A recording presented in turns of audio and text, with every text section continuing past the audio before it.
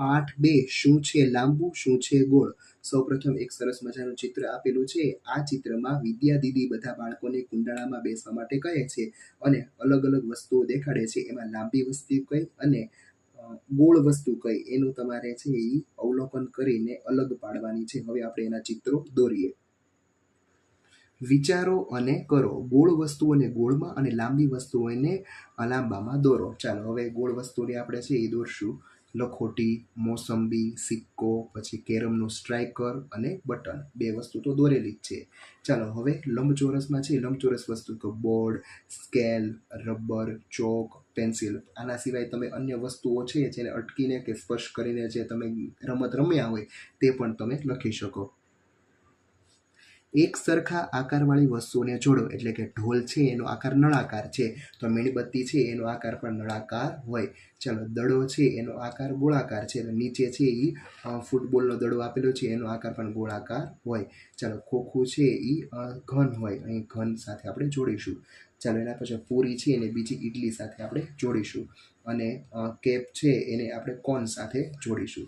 ચાલો દડા જેવી દેખાતી વસ્તુ નીચે સાચાની નિશાની તમારે કરવાની છે। દડા જેવી વસ્તુ છે તરબૂચ દેખાય છે, તરબૂચ નીચે આપણે સાચાની નિશાની કરીશું। ટોપી જેવી વસ્તુ દેખાતી હોય એમાં સાચાની નિશાની કરવાની, ટોપી જેવી। પછી પ્યાલા જેવી વસ્તુ દેખાતી હોય તેમાં સાચાની નિશાની તો કે બોટલ। ચાલો દિવાસળીની પેટી જેવી વસ્તુ દેખાતી હોય તેમાં સાચાની નિશાની તો કે પેટી એટલે કે પેન્સિલનું બોક્સ। ચાલો કરીએ, આસપાસની વસ્તુઓ છે એ તમારે ભેગી કરવાની છે અને પછી તમારે પ્રવૃત્તિ છે તમારા શિક્ષકની મદદથી કરવાની રહેશે। ચાલો એના પછી સરસ મજાની વાર્તા આપેલી છે સમજદાર દાદી। બધાએ વાર્તા સાંભળેલી હશે કે એકવાર એક ઘેટાનું બચ્ચું તેની દાદીને મળવા માટે જઈ રહ્યું હતું। વરુએ ઘેટાના બચ્ચાને જોયું અને તેને પકડવા માંગતું હતું ત્યારે છે એ ઘેટાનું બચ્ચું બોલે છે કે મહેરબાની કરીને મને હમણાં ખાઈશ નહીં, પહેલાં મને દાદીને ઘેર જવા દે અને તાજું માજું થવા દે। ઠીક છે, તું જઈ શકે છે, એમ વરુ બોલે છે। ઘેટાના બચ્ચાને વરુ વિશે બધું જ તેની દાદીને કહ્યું। દાદીએ એને વિચાર આવ્યો અને ઘેટાના બચ્ચાને એક ઢોલકમાં પૂરી દીધું અને ઢોલકને ઘર તરફ પાછા જવા ગબડાવી દીધું। ઢોલક ખૂબ જ ઝડપથી ગબડવા લાગ્યું અને વરુ તેની પાછળ દોડવા લાગ્યું। વરુ ઘેટાના બચ્ચાને પકડી શક્યું નહીં અને તે સુરક્ષિત રીતે ઘરે પહોંચ્યું અને ઘેટાનું બચ્ચું છે એ આભાર દાદી સાથે છે એ આભાર વ્યક્ત કરે છે।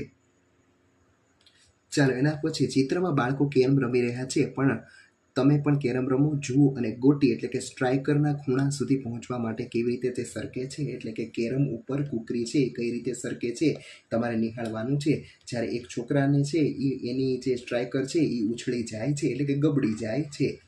નીચે વસ્તુ આપેલી છે એમાં ગોળમાં ગબડતી વસ્તુઓ માટે ખરાની નિશાની અને સરકતી વસ્તુ હોય એમાં ખોટાની નિશાની કરવાની છે। ચાલો 1, 2 અને 3 વસ્તુ છે એ સરકે, ખોખું છે એ સરકે, ટોપી છે તે પણ સરકે। પછી ગબડતી વસ્તુમાં છે એ લાકડું છે તે ગબડે, પછી ગોળ પાઇપ છે તે પણ ગબડે અને દડો છે એ પણ ગબડે।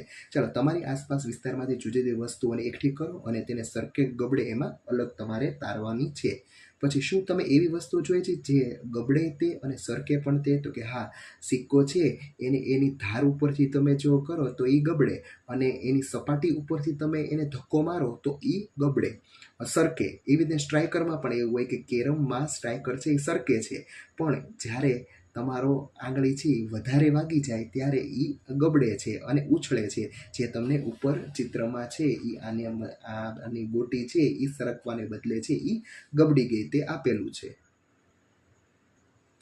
વિચારો અને કરો। નીચેની વસ્તુઓ ગબડે છે, સરકે છે કે પછી ગબડે પણ છે અને સરકે પણ છે તે શોધો, સાચું કે ખોટાની નિશાની કરો। ચાલો સૌ પ્રથમ દડો આપેલો છે તો દડો છે એ ગબડે, સરકે નહીં, એટલે આ બંનેમાં આપણે ખોટાની નિશાની કરીશું અને ગબડેમાં સાચાની નિશાની। ચાલો ખોખું છે એ સરકે, ગબડે અને ગબડે કે સરકે નહીં। ચાલો પુસ્તક છે તે પણ સરકે, ગબડેમાં અને ગબડે છે કે સરકેમાં આપણે ખોટાની નિશાની કરીશું।